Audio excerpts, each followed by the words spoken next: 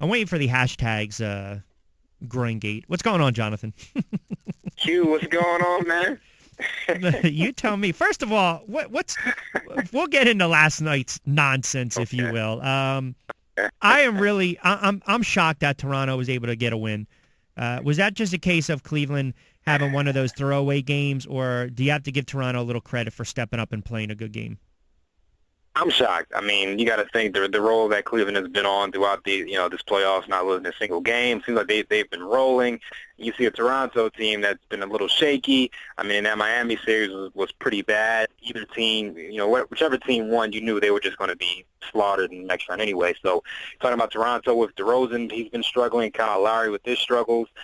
You're without Valanciunas. So, I mean, the fact that Bismack Biyombo, I mean, he looked like he was playing for a max deal. He won some of that summer money this summer. That's what Bismack was looking like in Game 3. So for me, it's just Cleveland just pretty much just overlooking Toronto in that game. There's no way Toronto should get another one in this series. Just surely off paper. I mean, you can't tell me that Toronto is good enough to win multiple games in this series. So no, not at all. I expect Cleveland to get together, get back on track with this. Tonight has the makings when I'll come in tomorrow and we'll talk about LeBron's line is going to be 36, 10, and 10. You just have that. I can see it. Yeah, I can see it. Just take over. That's what LeBron's going to do. That's what's going to have to take at this point, because you cannot go back to Cleveland tied at 2-2. That just can't happen. No, it can't. Then you start to question yourself a little bit. A team that certainly is questioning themselves. I don't know if you want to hit the panic button just yet, but they lose by 41 last night, Golden State over OKC. Again, look, maybe I'm not giving Oklahoma City enough credit. I think sometimes I get caught up with Golden State winning 73, the Thunder winning, 56, 57, which is still a great year by any stretch of the imagination. Maybe I fell in love too much with Golden State after the regular season. But this team, first of all, they're not as good defensively as a lot of people thought they were, and they just consistently get dominated on the glass. And that's what I saw last night. I mean, the Thunder just punched them in the mouth.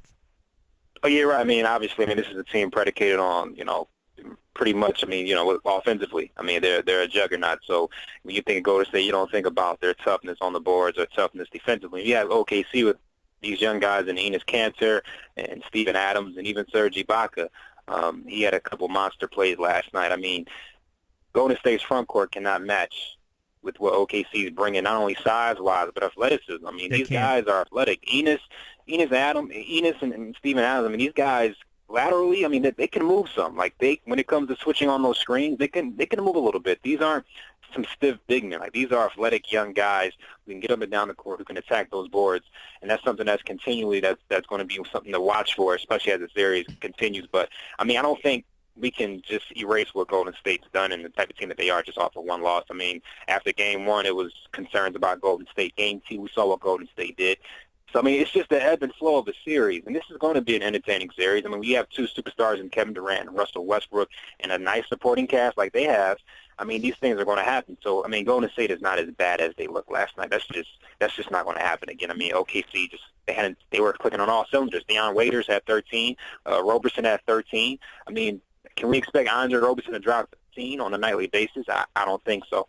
I mean, Steph was a little struggle. I mean, 3-11 from the three-point line. I mean, we can't expect these things to happen. So I wouldn't let one major loss just erase everything that they've done this year and also the type of team that they are. I expect if Draymond does play, I expect him to get together because, I mean, he had a terrible stat line compared to what we're used to. Klay Thompson really hasn't been on like we're used to be. Like we're used to seeing Klay Thompson be on. He's really been off this series. So, I mean, let's just be patient. I mean, this is going to be a long series. So. Listen, I agree with everything you're saying, and Green was horrible last night. Negative 43 plus minus when he was on the floor is just dreadful. But when you have other guys contributing, then the game within the game, Golden State will have to be wary about that. When you have some production off the bench, when you can utilize your bigs a little more, like Donovan's doing with the Thunder. So I'm not saying I'm pushing the panic button right now, but you get blown out in that fashion last night in a playoff game, a team that everyone has christened and crowned one of the greatest teams of all time. Now, I said this.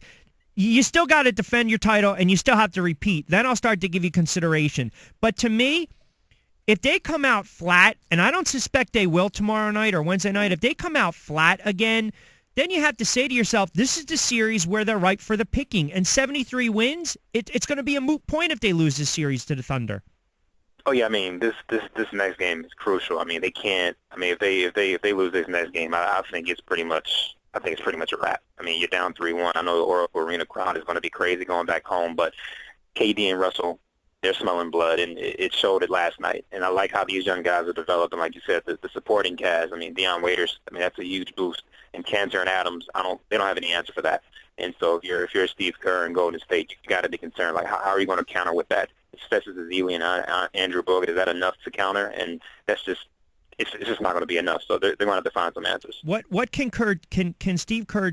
Is this reshuffle lineup time or no? I don't think so. I think at this point, man, I mean you have to do what's been working for you. I mean, yes, this is one bad game, and you don't want to go down 3-1. But I mean, let me throw this one out to you, and I don't mean to cut you off. Is there any way they can they sit Barnes and they start Iggy? That's the only other. That's the only other, because Iguodala to me is a streaky guy, but for some reason, and I harken back to the finals last year, when he's on the floor, they just seem like they have a little more juice. Right. But I mean, so do you sacrifice your bench production? I mean, is Harrison Barnes a guy who can lead that second unit? I think you go deep into the bench. No, I think you go deep, and then you probably got to give Speights some minutes as well. Yeah, I mean, I think Speights is a guy who can definitely bring some can stretch that defense off for OKC a little bit, bring another scoring punch element to it. But still, how much rebounding impact is he going to bring against Enes and Steve and Adam? So it's just a tough matchup front court wise for OKC. I mean for Golden State. What'd you make of Green last night? I mean, in your eyes, do you think it was inadvertent? Do you think there was content there? I watched it.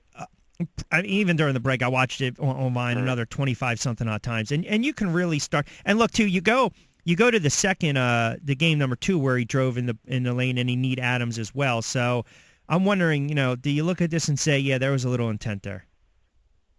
I would. I mean, I know people are saying, this is just him trying to get a call and trying to act out, and to me, it was intentional with the kick and the follow through. I mean, to me, he sort of played it off by not even looking back. He sort of played it off, which is a good job on his part. But I think he knew what he was doing. Well, yeah, but hold on a second. When someone goes and robs a bank, do you think they turn around and make sure the window glass is cleaned up? Come on. That's a good point. Right? That's a good point. But he did it intentionally. I mean, he did it intentionally, and the fact that he tried to be slick with it shows me even more. He did it on purpose. He tried to be slick with it. Like he wasn't fooling me. He wasn't fooling. You think he gets suspended? I don't think the NBA is going to suspend him. I don't think he does.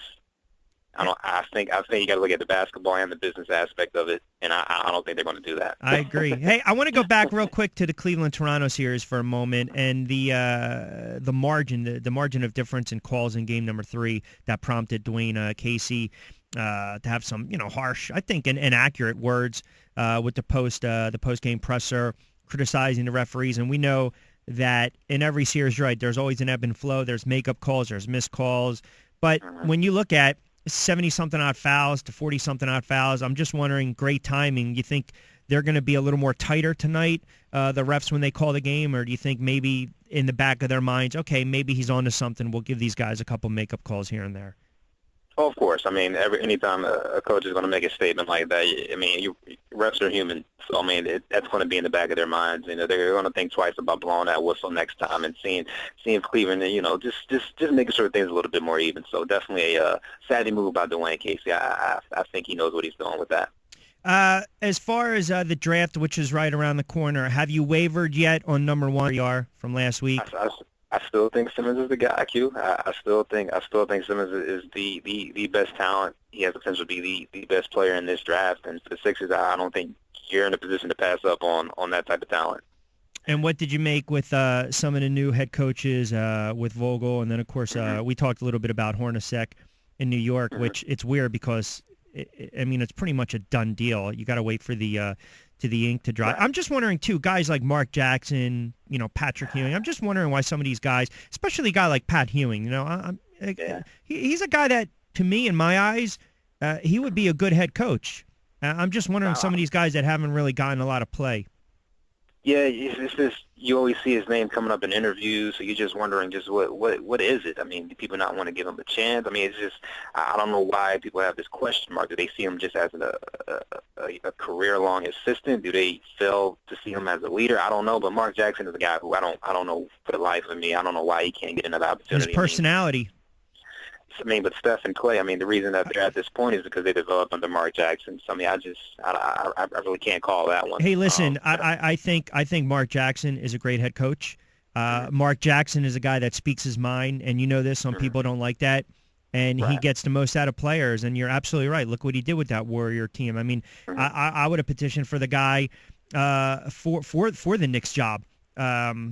Or the Nets job for that matter, but it just seems like that there's that personality clash, which also clashes probably with management as well. Think about that for a moment, right? The guy's he's got his own set mind, his own mindset with certain things, and he doesn't want to adjust a little bit. And typically, those kind of coaches, they might be good, but they don't last very long in the NBA.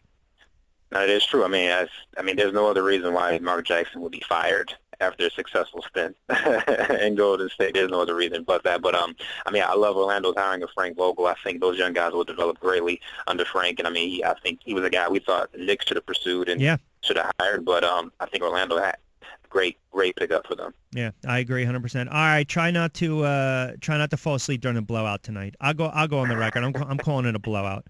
I'm saying even though I watch them from start to finish. I'm just saying most of the time I'm wrong on these calls because I thought Toronto was dead in the water. I'll probably come on the air tomorrow and we'll talk about the series being knotted up at 2-2. I'm excited to watch Bismack Biyombo go at it. He's a beast. He's been a standout. Yeah, he has. All right, no low blow intended. All right, pal. Have a good one. All right. Appreciate it as always. We'll talk next week. Jonathan Marshall, good stuff covering college hoops in the NBA. Real good follow on Twitter as well.